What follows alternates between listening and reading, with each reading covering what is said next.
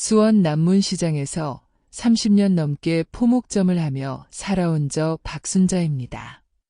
비단결 같은 인생을 살고 싶어 시작한 일이었지만 현실은 거친 무명천 같았죠.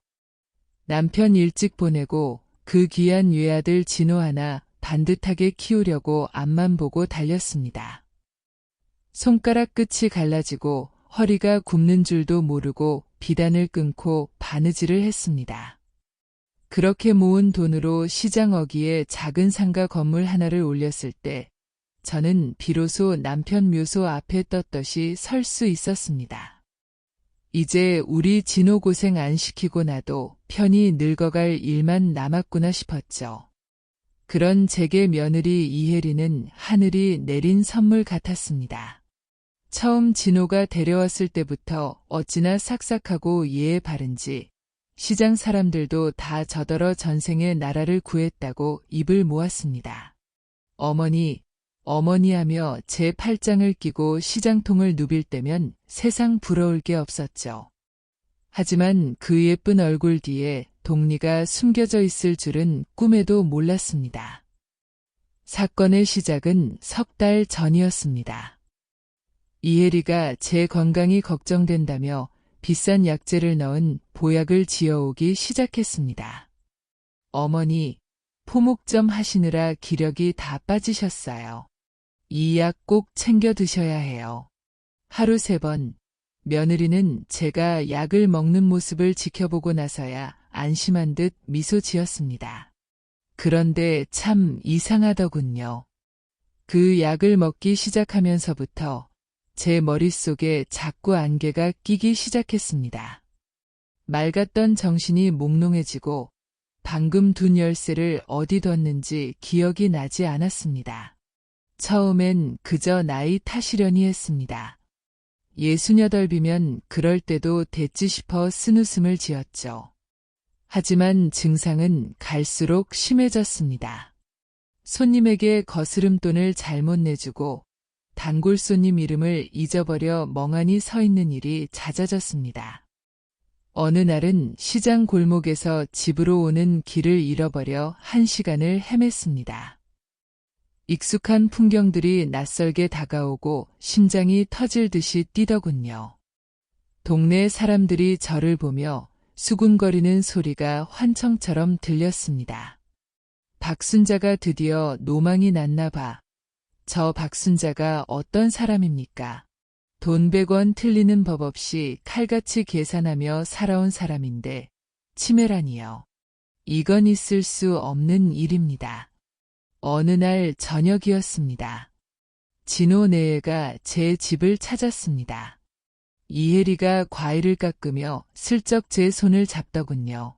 차가운 손길이 느껴졌습니다. 어머니, 요즘 자꾸 깜빡하시고 길도 잃으셔서 진호 씨랑 제가 걱정이 너무 커요. 우리 진호 씨, 밤마다 잠도 못 자요. 어머니가 혹시라도 밖에서 사고 날까 봐서요. 그 말을 듣는데 가슴 한구석이 찡하면서도 어딘가 모르게 서늘한 기운이 느껴졌습니다. 이혜리의 눈빛이 평소와 다르게 너무 차분하고 깊었거든요. 마치 무언가를 차근차근 계획하고 기다리는 사람처럼 말입니다. 그날 밤 저는 잠자리에 누워 생각했습니다. 정말 내가 노망이라도 난 걸까? 자식에게 짐이 되면 안 되는데, 우리 진호 앞길 막으면 안 되는데. 그런 생각에 밤잠을 설치다 목이 말라 거실로 나갔습니다. 그런데 부엌 쪽에서 낮은 목소리가 흘러나오더군요. 이혜리였습니다. 응, 오빠. 이제 거의 다 됐어. 노인네 약 기운 때문에 이젠 자기 집 주소도 헷갈려 해. 조만간 검사 받으러 갈 때 내가 아는 병원으로 데려갈 거니까 오빠가 말한 그 원장한테 미리 얘기해둬. 중증 치매 판정만 나오면 상가 건물 4명의로 돌리는 건 일도 아니야. 그리고 나서 요양원 보내버리면 끝이지. 저는 제 귀를 의심했습니다. 다리가 후들거려 그 자리에 주저앉을 뻔했습니다. 이혜리의 입에서 나오는 단어 하나하나가 날카로운 칼날이 되어 제 가슴을 후벼 팠습니다. 보약, 치매 판정, 상가 건물, 그리고 요양원. 제가 먹던 그 비싼 보약이 정말 저를 위한 것이었을까요? 아니면 저를 살아있는 시체로 만들기 위한 독약이었을까요? 어둠 속에서 숨을 죽인 채 저는 이혜리의 뒷모습을 바라봤습니다. 제가 알던 그 착하고 삭삭한 며느리는 어디에도 없었습니다. 그곳엔 제 평생의 피땀을 삼키려는 낯선 괴물 한 마리가 서 있었습니다. 분노가 머리끝까지 치밀어 올랐지만 저는 이를 악물고 참았습니다. 여기서 소리를 지르며 뛰쳐나가 봤자 저 교활한 이혜리가 뭐라고 하겠습니까? 어머니가 치매라서 환청을 들으신 모양이라고 아들 진호에게 또 거짓 눈물을 흘리겠죠.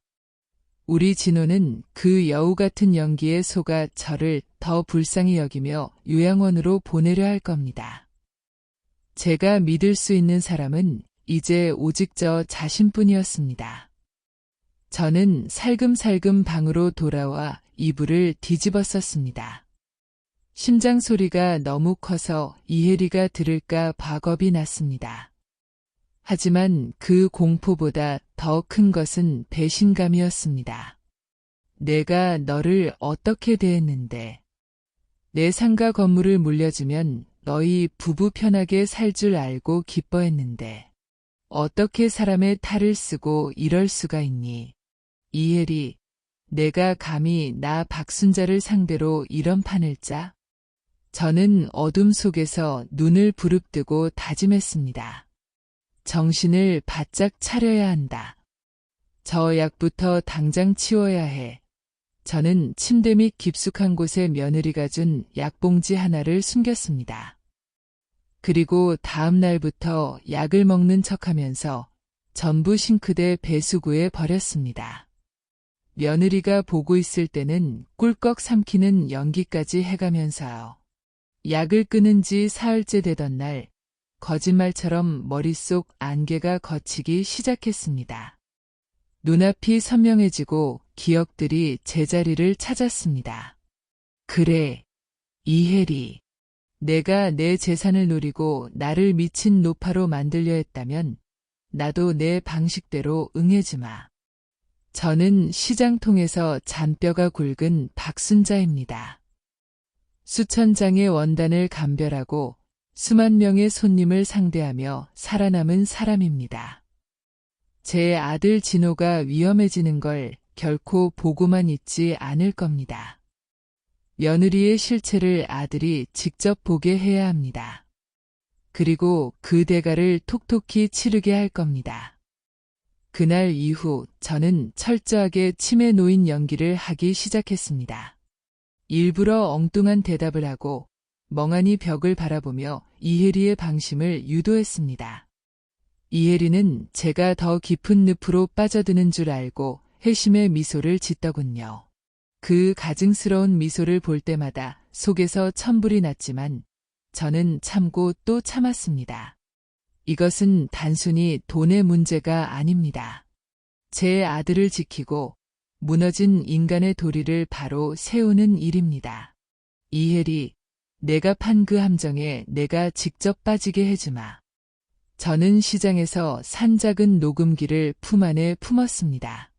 이제 반격의 서막이 올랐습니다. 저는 더 이상 힘없는 노파가 아닙니다. 제 새끼를 지키기 위해 발톱을 숨긴 어미 호랑이입니다.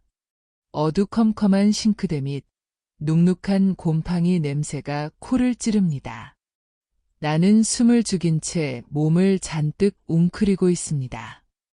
바로 위에서는 며느리 이혜리가 콧노래를 흥얼거리며 칼질을 하고 있죠.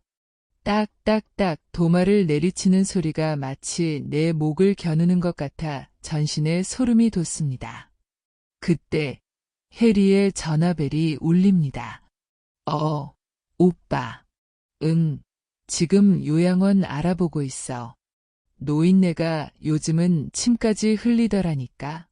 상태가 아주 완벽해. 이달 말이면 그 건물 우리 손에 들어와. 나는 어둠 속에서 주먹을 꽉 쥐었습니다. 분노로 몸이 떨려 싱크대 문이 덜덜거립니다. 해리가 칼질을 멈춥니다. 무슨 소리지? 그녀의 발자국 소리가 서서히 내가 숨은 싱크대 문 앞으로 다가옵니다.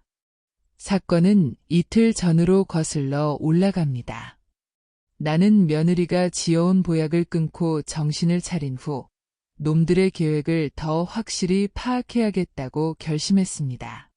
며느리가 나를 요양원에 쳐넣으려는 이유가 단순히 건물 때문인지 아니면 내가 모르는 무언가가 더 있는지 알아야 했죠.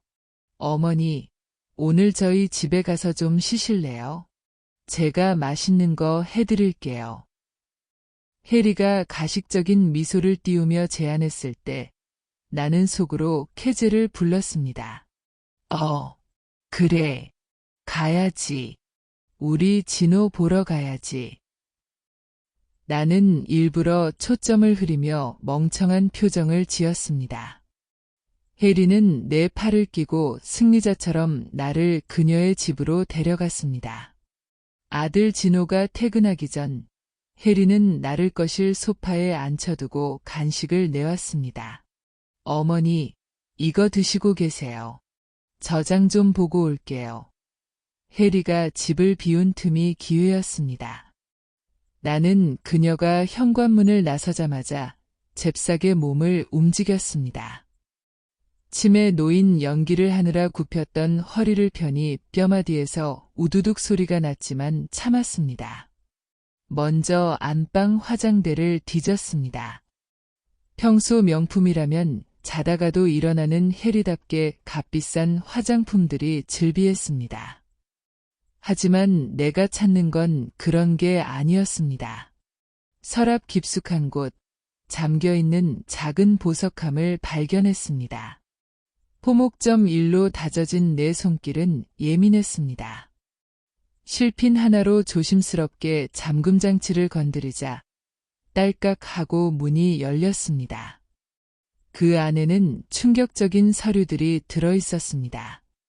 4명의로 된 건물의 가압류 서류, 그리고 해리의 이름으로 된 거액의 사채빚 증서였습니다.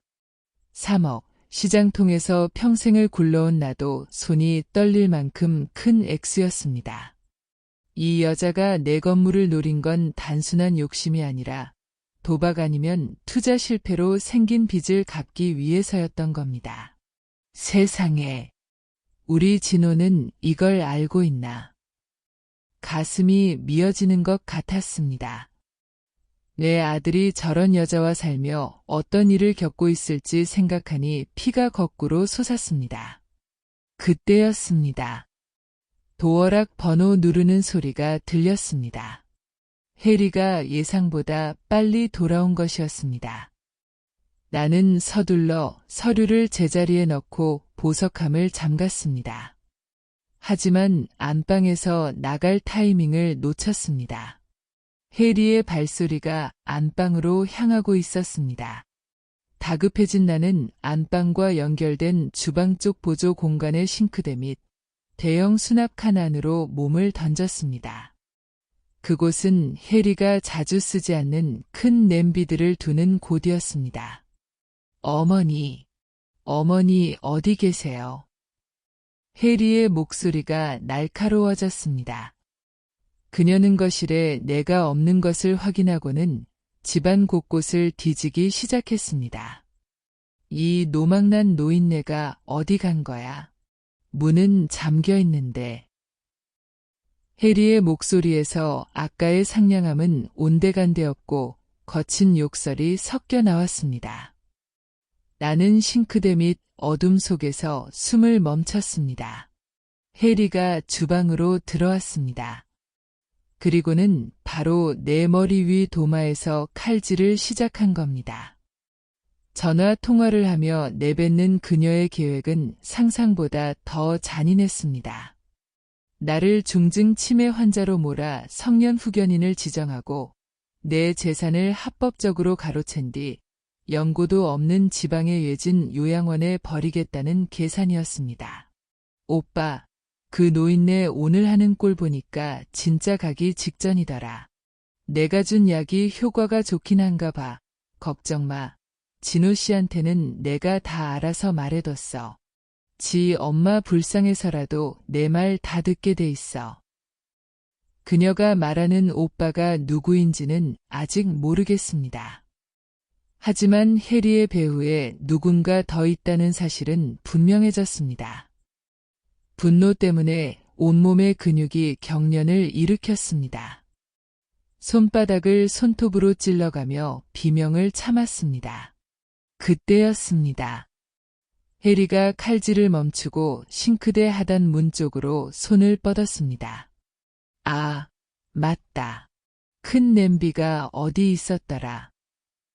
문틈으로 빛이 새어 들어왔습니다. 해리의 손가락이 문고리를 잡는 순간 제 심장은 멎는 것 같았습니다. 여기서 들키면 모든 게 끝입니다.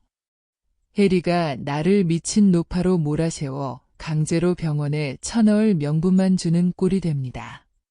절체절명의 순간 현관문이 열리며 아들 진호의 목소리가 들렸습니다. 해리야, 나왔어.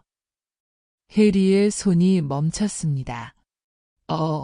진호 씨. 벌써 왔어. 그녀는 싱크대 문을 열려던 것을 멈추고 거실로 달려나갔습니다. 나는 그제야 참았던 숨을 몰아쉬었습니다.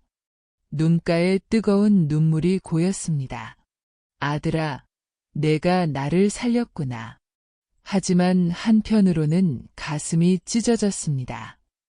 저런 악마 같은 여자에게 속아 웃으며 퇴근하는 내 아들이 너무 가여워서였습니다. 나는 해리와 진호가 대화하는 틈을 타 쥐 죽은 듯이 기어나와 뒷베란다 쪽으로 탈출했습니다.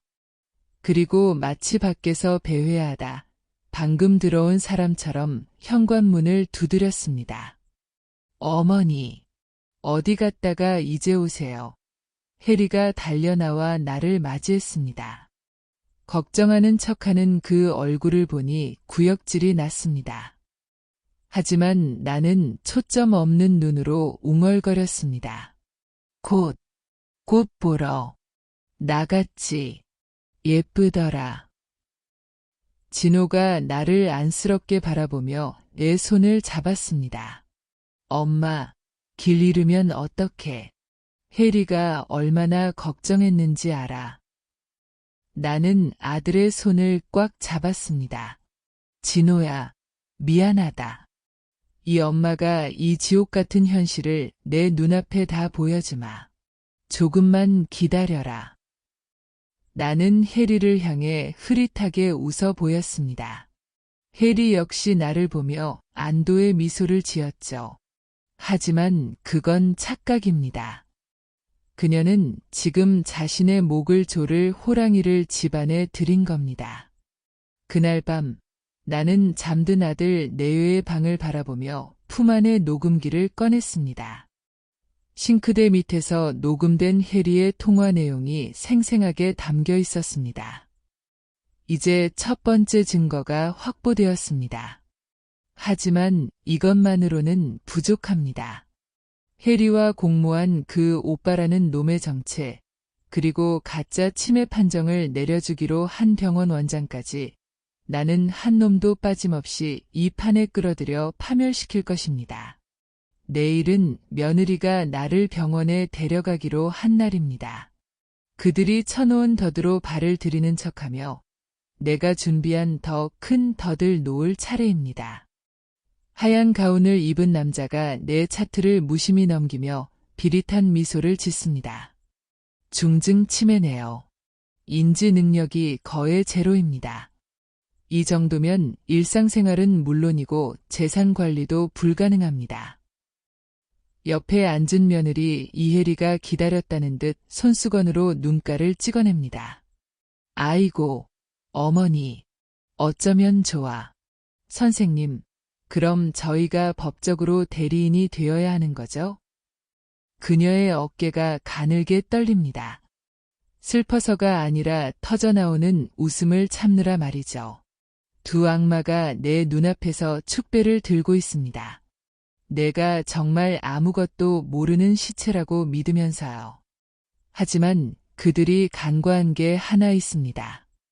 지금 내 품 안에서 빨간 불빛을 내뿜으며 돌아가고 있는 이 작은 녹음기, 그리고 복도 끝에서 이 모든 상황을 지켜보고 있을 또 다른 손님의 존재를 말입니다. 병원으로 향하는 차 안에서 해리는 유난히 다정했습니다. 어머니, 오늘 선생님이 물어보는 거에 그냥 모른다고만 하세요. 아셨죠? 그래야 국가에서 보조금도 나오고 어머니 치료도 잘 받을 수 있어요. 내 손을 꼭 잡은 그녀의 손바닥에서 축축한 탐욕의 땀이 느껴졌습니다. 나는 멍한 표정으로 창밖을 보며 대답했습니다. 보조금. 돈 주는 거야. 좋지. 좋구먼. 도착한 곳은 도심 외곽의 한적한 요양병원이었습니다. 간판은 번듯했지만 건물 구석구석에서 풍기는 특유의 소독약 냄새와 노인들의 신음소리가 이곳이 한번 들어오면 죽어서야 나가는 고려장 수용소임을 말해주고 있었습니다. 진료실에 들어서자 해리가 미리 입을 맞춰둔 김 원장이 우리를 맞이했습니다. 그는 내 눈앞에 손가락을 흔들며 몇 가지 질문을 던졌습니다. 할머니, 오늘이 몇 월 며칠이죠? 글쎄, 꽃 피는 봄인가? 아드님 이름은요? 진수인가? 김 원장과 해리가 눈빛을 교환했습니다. 그 짧은 찰나의 교감 속에서 모든 거래가 끝났음을 알 수 있었죠. 김 원장은 미리 작성해둔 중증인지장애 진단서의 도장을 꽉 찍었습니다. 그 도장 소리가 마치 내 인생의 종지부를 찍는 사형 선고처럼 방안을 울렸습니다. 자, 이제 서류는 완벽합니다. 보호자분, 여기 이 서류들에 사인하시고 대리인 신청 절차 밟으시면 됩니다. 해리는 떨리는 손으로 펜을 들었습니다. 내 상가 건물이 그녀의 소나기로 넘어오는 순간이었습니다. 그때였습니다. 나는 멍했던 눈빛을 거두고 똑바로 김 원장을 쳐다보며 입을 열었습니다. 원장님, 치매 검사가 참 쉽네요. 손가락 몇 번 흔들고 3억짜리 뒷거래면 진단서가 뚝딱 나오니 말이에요. 방 안의 공기가 순식간에 얼어붙었습니다. 해리의 펜촉이 종이 위에서 멈췄습니다. 김 원장은 당황해 안경을 고쳐 썼습니다. 할머니, 지금 무슨 말씀을? 나는 품 안에서 스마트폰을 꺼내 재생 버튼을 눌렀습니다. 어젯밤 해리가 그 오빠라는 놈과 통화하며 김 원장에게 줄 뇌물 액수를 논의하던 목소리가 선명하게 울려 퍼졌습니다. 김 원장한테는 현금으로 5천 줬어. 중증 판정 확실하게 내주기로 했으니까 걱정 마. 해리의 얼굴이 하얗게 질리다 못해 푸르스름해졌습니다. 이게 뭐야? 어머니, 당신 미쳤어. 그녀는 본색을 드러내며 내 팔을 거칠게 낚아채려 했습니다. 하지만 나는 그 손을 뿌리치고 차갑게 웃어주었습니다. 이혜리, 내가 지어온 그 보약 말이다. 그거 성분 분석 맡겨놨다. 노인네 정신 몽롱하게 만드는 약 성분이 나오면 그건 사기가 아니라 살인미수야. 알고 있니? 이 노망난 할망구가 어디서 협박이야. 이거 내놔. 해리가 비명을 지르며 내 스마트폰을 뺏으려 달려들었습니다. 김 원장 또한 보안 요원을 부르려 인터폰으로 손을 뻗었죠. 그 순간 진료실 문이 거칠게 열렸습니다. 그만해. 문 앞에 서 있는 사람은 내 아들 진호였습니다. 그리고 그 뒤에는 경찰복을 입은 남자 2명이 서 있었죠. 진호의 얼굴은 눈물과 분노로 범벅이 되어 있었습니다. 아들은 내가 미리 보내준 녹음 파일과 복사해둔 채무 서류를 보고 이곳으로 달려온 것이었습니다. 해리야, 내가 어떻게, 내 어머니한테 어떻게 이럴 수가 있어. 진호의 외침에 혜리는 그대로 바닥에 주저앉았습니다. 그녀의 화려한 예제차 키와 명품 가방이 바닥에 나뒹굴었습니다. 경찰이 김 원장의 책상 위에 놓인 허위 진단서를 압수했습니다. 김 원장님, 의료법 위반 및 사문서 위조 혐의로 임의동행해 주셔야겠습니다. 그리고 이혜리 씨, 당신도요. 혜리는 경찰에 끌려가면서도 나를 향해 악을 썼습니다. 이 노인네가 나를 속여. 감히 나를. 나는 그녀의 곁으로 다가가 귓속말을 남겼습니다. 혜리야, 내가 그랬잖니. 난 포목점 박순자라고. 썩은 원단은 잘라내버리는 게 내 일이야. 넌 이제 내 집안에서 잘려나간 쓰레기일 뿐이야. 상황이 정리되고 병원을 빠져나오는 길, 진호가 내 어깨를 감싸 안고 펑펑 울었습니다. 엄마, 미안해. 내가 바보 같아서 엄마 고생만 시키고. 나는 거칠어진 아들의 손을 꼭 잡았습니다. 아니다, 진호야. 이제라도 알았으니 됐다. 우리 다시 시작하면 돼. 하지만 나의 복수는 여기서 끝이 아니었습니다. 혜리를 뒤에서 조종한 그 오빠라는 놈, 그리고 그녀가 날려먹은 내 돈 3억. 나는 그 돈을 반드시 찾아와야 했습니다. 혜리의 사채빗 뒤에 숨어있는 더 거대한 그림자가 서서히 모습을 드러내고 있었거든요. 나는 차창 너머로 멀어지는 요양병원을 바라보며 생각했습니다. 이제 시작이다. 내 재산과 내 아들을 건드린 놈들은 지옥 끝까지 쫓아가서 짓밟아주마. 어두컴컴한 사설 카지노 안, 담배 연기와 욕설이 난무하는 그곳에 어울리지 않는 인물이 하나 서 있습니다. 꽃무늬 몸빼 바지에 구멍난 고무신, 머리엔 보따리를 이고 있는 노파. 바로 저 박순자입니다. 어이, 할망구. 여긴 노인네들 경로당 아냐. 나가. 험상궂은 덩치가 가로막자 나는 멍청한 표정으로 삼짓돈을 꺼내 보였습니다. 빳빳한 5만 원권 뭉치. 좋기 수천만 원은 되어 보이는 무게감의 덩치의 눈이 번뜩입니다. 아이고, 우리 며느리가 여기서 돈 벌어다 준다고 해서 나도 한 판만 끼워줘봐. 나는 침을 살짝 흘리며 해실해실 웃었습니다. 그들 눈에는 내가 그저 제 발로 걸어 들어온 거대한 황금 호구로 보이겠지요. 하지만 내 품속 녹음기 너머로 시장통 오형제들이 이미 이 건물의 모든 출입구를 봉쇄했다는 사실을 저들은 꿈에도 모를 겁니다. 혜리가 구치소로 넘어가기 전 경찰 조사에서 끝까지 입을 다물었던 인물이 있었습니다. 바로 혜리가 오빠라고 부르며 모든 것을 상의했던 남자, 강태수였습니다. 그는 겉으로는 자산관리사 명함을 들고 다녔지만 실상은 혜리 같은 부녀자들을 꼬드겨 도박에 빠뜨리고 재산을 갈취하는 전문 도박꾼이자 설계자였습니다. 혜리가 날려먹은 3억. 그 돈은 모두 강태수의 도박하우스로 흘러 들어갔습니다. 혜리는 그 빚을 갚기 위해 내 건물을 노렸던 것이고, 진호야, 넌 경찰서에서 상황 지켜보고 있거라. 이 엄마가 잃어버린 돈뿐만 아니라 저놈들 뿌리까지 뽑아올 테니까. 아들의 만류를 뿌리치고 내가 찾아간 곳은 남문시장의 뒷골목이었습니다. 30년 넘게 포목점을 하며 내가 비단만 판 줄 아십니까?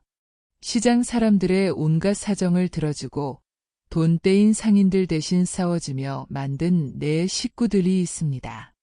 전직 형사 출신인 주차장 관리인 최 씨, 전설의 타짜였지만 지금은 횟집을 하는 고 씨, 그리고 정보력 하나는 끝내주는 떡집 욕쟁이 할머니까지. 순자 언니, 그놈들이 감히 언니를 건드려. 우리가 가만히 있을 수 없지. 우리는 일주일간 강태수의 뒤를 밟았습니다. 그놈은 매주 금요일 밤 폐공장을 개조한 도박장에서 판을 벌인다는 사실을 알아냈죠. 드디어 결전의 금요일.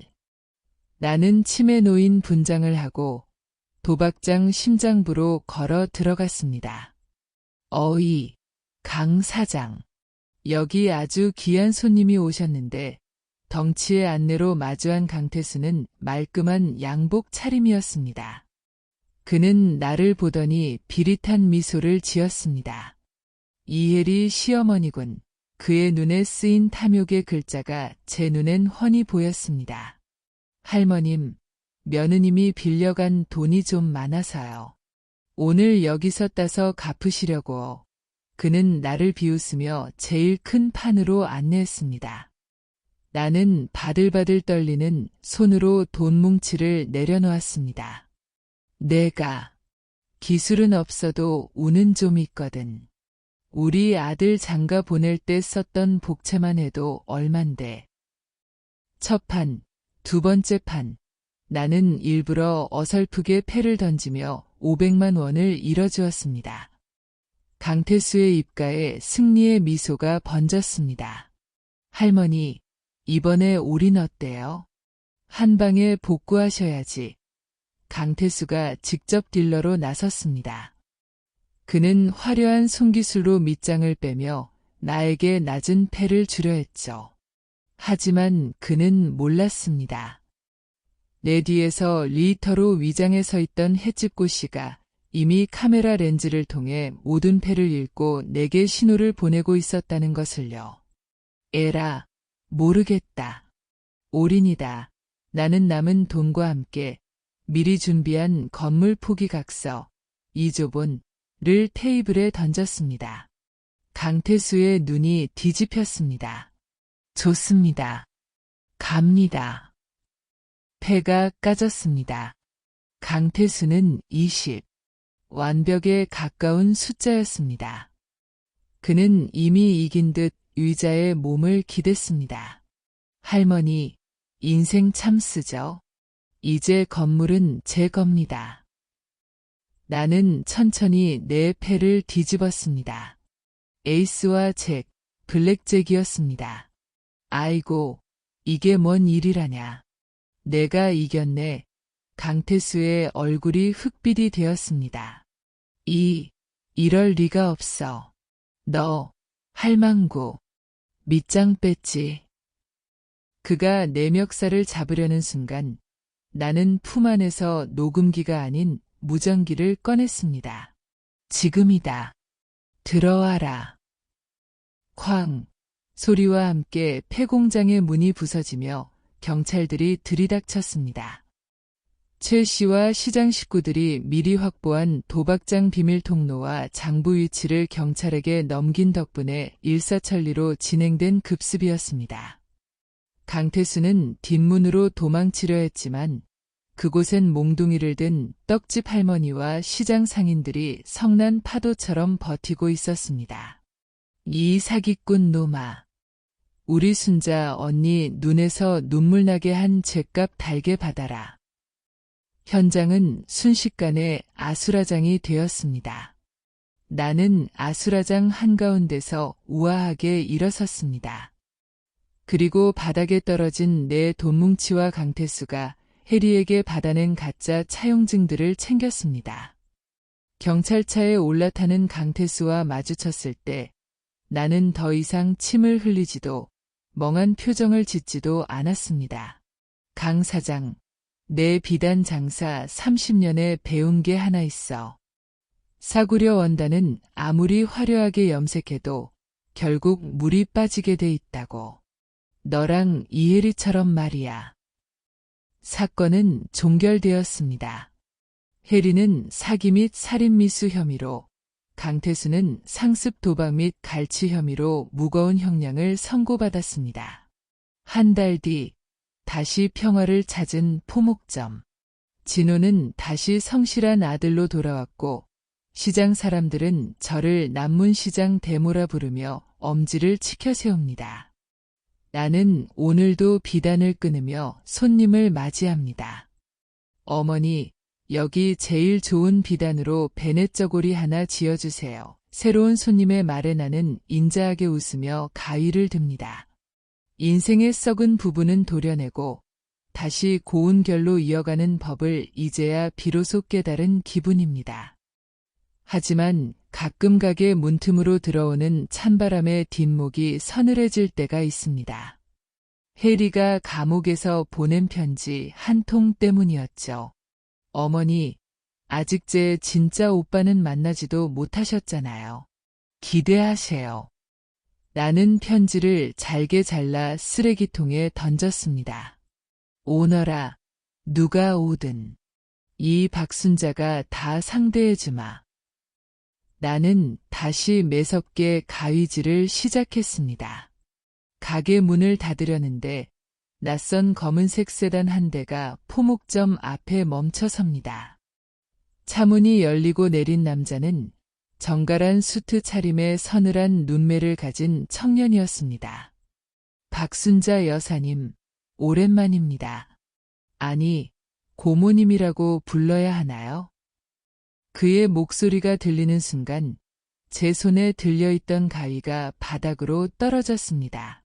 고모, 이 목소리, 이 눈매, 잊으려야 잊을 수 없는 30년 전 집안을 풍비박산내고 도망쳤던 제 오빠의 아들, 조카 명훈이었습니다. 해리가 감옥에서 보낸 편지 속 진짜 오빠는 친오빠가 아니라 바로 이 지독한 핏줄을 말하는 것이었습니다. 명훈은 차갑게 웃으며 가게 안으로 걸어 들어왔습니다. 해리가 좀 서툴렀죠. 제 지시대로만 했으면 요양원에서 편히 쉬셨을 텐데 우리 고모님이 보통 분이 아니시라 일이 꼬였네요. 나는 떨리는 마음을 진정시키며 의자에 앉았습니다. 명훈아, 내 아비가 노름으로 우리 집 기둥뿌리 다 뽑아먹고 도망쳤을 때 내가 너만큼은 어떻게든 살려보려고 시장 바닥에서 구걸까지 하며 보살폈다. 그런데 내가 감히 해리를 앞세워 나를 쳐? 보살펴요? 시장통 할머니들한테 구박받으며 감자나 얻어먹던 게 보살핌입니까? 명훈의 눈에 살기가 돌았습니다. 고모가 그 상가 건물 올릴 때 우리 아버지는 길거리에서 객사하셨어요. 그 건물 원래 우리 아버지 목도 있었던 거 아닙니까? 해리는 그저 제 대리인이었을 뿐이에요. 그랬습니다. 해리는 명훈의 사주를 받고 진호에게 접근했던 것이었습니다. 처음부터 사랑 따윈 없었습니다. 오직 내 재산, 그리고 복수만을 위해 짜인 정교한 각본이었죠. 그래서 이제 내가 직접 나를 죽이기라도 하겠다는 거냐? 내 물음의 명훈은 여유롭게 서류 한 뭉치를 꺼냈습니다. 아니요, 고모. 저는 해리처럼 무식하게 약을 쓰지 않습니다. 법으로 하죠. 여기 고모님이 30년 전 우리 아버지 명의를 도용해서 땅을 사고 건물을 올렸다는 증거들이 있습니다. 명의신탁 위반, 그리고 횡령. 이거 터지면 건물은커녕 감옥 가셔야 할 겁니다. 서류를 훑어보니 치밀했습니다. 30년 전 철없던 오빠의 이름으로 잠시 잡아두었던 땅 문서들이 발목을 잡고 있었습니다. 하지만 명훈은 하나를 모르고 있었습니다. 제가 그 긴 세월 동안 시장 바닥에서 비단만 판 게 아니라는 사실을요. 명훈아, 내 아비 닮아서 서류 조작 하나는 끝내주는구나. 그런데 너, 이 서류를 어디서 구했니? 혹시 남문시장 근처 성일 법무사 아니냐? 명훈의 눈동자가 흔들렸습니다. 어떻게, 그걸. 거기 김 소장, 나랑 30년 지기다. 내가 우리 오빠 아들이라며 서류 만들어달라고 찾아왔을 때 이미 나한테 연락이 왔단다. 내가 가져온 원본 서류들, 지금 내 금고에 있어. 내가 들고 있는 건 김 소장이 내 입맛에 맞게 그려준 가짜고. 나는 자리에서 일어나 명훈에게 다가갔습니다. 그리고 하나 더, 내가 해리랑 공모해서 내 건물 담보로 사채 끌어다 쓴 거, 그거 이미 광역수사대에 제보 들어갔다. 강태수 놈이 불었거든. 너는 단순한 복수가 아니라 기업형 사기 조직의 몸통이더구나. 그 순간 포목점 셔터가 요란한 소리를 내며 올라갔습니다. 아들 진호와 함께 경찰들이 들이닥쳤습니다. 명훈은 도망치려 했지만 이미 가게 뒤편은 시장 상인들이 에워싸고 있었습니다. 명훈아, 핏줄이라서 마지막 기회를 주려고 했다. 하지만 넌 선을 넘었어. 수갑이 채워지는 명훈의 얼굴은 일그러졌습니다. 이럴 순 없어. 당신이 어떻게, 다 늙은 노파가 어떻게. 경찰차에 실려가는 조카의 뒷모습을 보며 나는 길게 한숨을 내뱉었습니다. 비단결 같은 인생은 아니더라도 최소한 내 손으로 직접 짠 이 인생만큼은 더럽히고 싶지 않았습니다. 모든 폭풍이 지나간 후 시장의 아침이 다시 밝았습니다. 진호는 이제 제 곁에서 시장 일을 돕기로 했습니다. 엄마, 내가 너무 철이 없었어. 이제 내가 엄마 지켜줄게. 나는 웃으며 아들의 손을 잡았습니다. 가게 앞에는 상인들이 가져다 놓은 따뜻한 떡과 과일들이 가득했습니다. 평생을 남을 속이지 않고 정직하게 땀 흘려 일궈온 내 삶이 준 보상이었습니다. 나는 다시 포목점 의자에 앉아 눈을 감았습니다. 머릿속 안개는 완전히 걷혔고 가슴 속 응어리도 풀렸습니다. 순자 언니, 오늘 비단 끊으러 갈게. 멀리서 들려오는 동료 상인의 목소리에 나는 활기차게 대답했습니다. 오너라. 아주 귀한 놈으로 골라 놓으마. 악마들은 사라졌고 시장엔 다시 사람 냄새 나는 비단 향기가 가득 찼습니다. 이것이 바로 포목점 박순자가 지켜낸 진정한 상가 건물보다 값진 유산이었습니다.